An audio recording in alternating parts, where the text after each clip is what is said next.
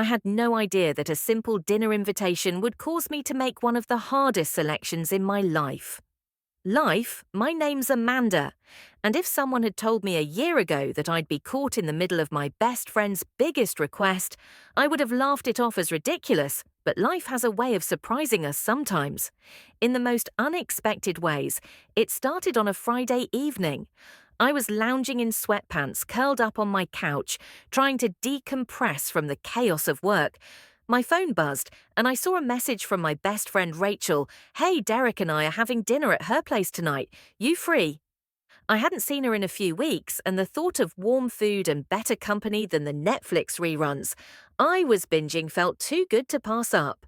I texted back a simple, "I'm in what time by 7." I was ringing their doorbell, holding a bottle of wine. I grabbed on the way. Rachel opened the door with her usual bright smile. Her blonde hair was pulled into a loose ponytail, and she wore a cozy sweater that matched the autumn evening. Derek waved from the kitchen, a dish towel slung over his shoulder. "Hey, Amanda, come in, you look amazing." Rachel hugged me as I walked into their home, which made me feel at ease. The smell of roasted herbs and butter filled the air, and soft jazz music in the background made it feel almost romantic if I weren't the third wheel. We sat down to eat, and as usual, the conversation was easy. We talked about work, travel plans, and old college memories. The wine kept flowing, and somewhere between the main course and dessert, I noticed Rachel and Derek looking at each other. It wasn't suspicious, but it felt like they were building up to something. Finally, as I finished my cheesecake, Rachel cleared her throat and said, "So we actually invited you over tonight for more than just dinner?" I blinked and asked, "Okay, I'm nervous. What's going on?" Derek put down his fork and leaned forward a little. "We've been thinking about something for a while now, and we both agreed that you would be the best person to talk about it with."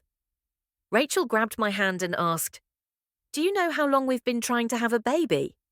I slowly nodded. "Of course you've been so open about the process." She sighed. "We've tried everything. IVF adoption applications. Nothing has worked out, and it's been really heartbreaking. But then we talked about another possibility, one that kept coming back to you." There was a pause. Derek picked up where she left off. "We know this is a big ask, and you can say no at any time, but we'd like to ask you to consider being a surrogate for us." The room went silent, and I stared at them completely shocked. "You want me to carry your baby?" Rachel's eyes welled up. "You've always been like family. You're healthy, kind, responsible. We trust you more than anyone else." I sat back in my chair, the weight of their request hitting me. I didn't know what to say. On the one hand, I loved them both very much. On the other hand, carrying someone else's child wasn't an easy choice. The rest of the night was a blur. We talked for hours, and they answered all of my questions. I had promised that documents would be signed. They weren't asking for a favor. They were asking me to help them build their family, which was a deeper, more sacred thing. I went home that night with mixed feelings. I couldn't sleep because I kept picturing the child and life I might help bring into the world. Was it too much to take on? Would it affect our friendship over the next few weeks?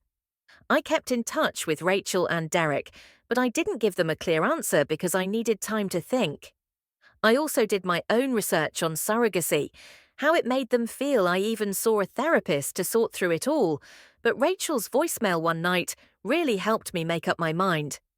"I understand if you can't do it, Amanda, but just knowing we could even ask you means the world to us.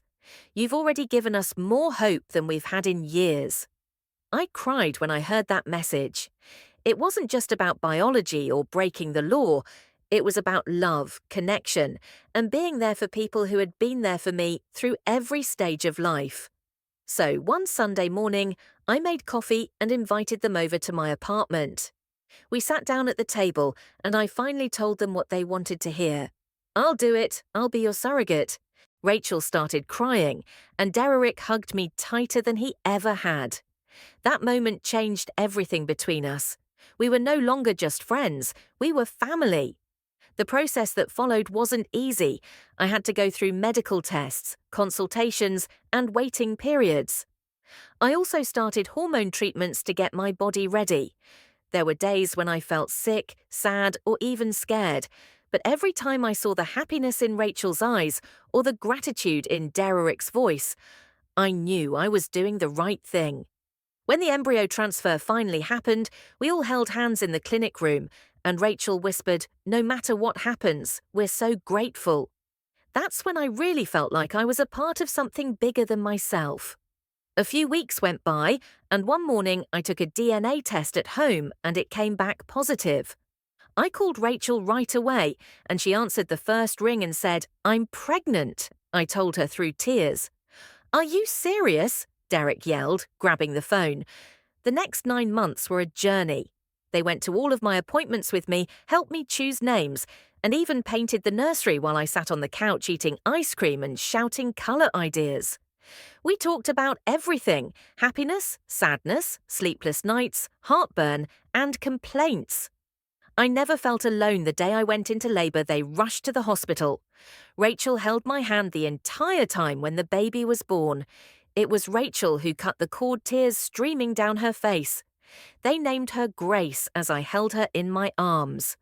I felt an overwhelming sense of peace. She wasn't mine, but in a way she always would be. I gave her life, but Rachel and Derek would give her the world. After I was discharged, they moved into a nearby Airbnb to stay close. While I recovered, we had dinners together, took turns feeding Grace, and laughed at how sleep-deprived we all were.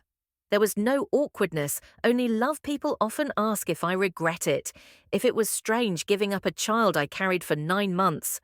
My answer is always the same: I didn't give her up. I gave her over to 2 people who had more love to give than most. To a home that had waited years for her. I didn't lose anything. I gained family life, moved forward, I went back to work. Rachel and Derek settled into life as new parents. We still see each other regularly: holidays, birthdays, random Tuesday night dinners, and every time I see Grace she smiles. Like she knows me, like she remembers our heartbeat rhythm from those early months. This story isn't about sacrifice, it's about connection, about love that looks different from what we're used to seeing. It's about giving the most important people in your life your trust and finding something beautiful on the other side. That's why I smile when people tell me they won't believe what my friend's husband and she asked me.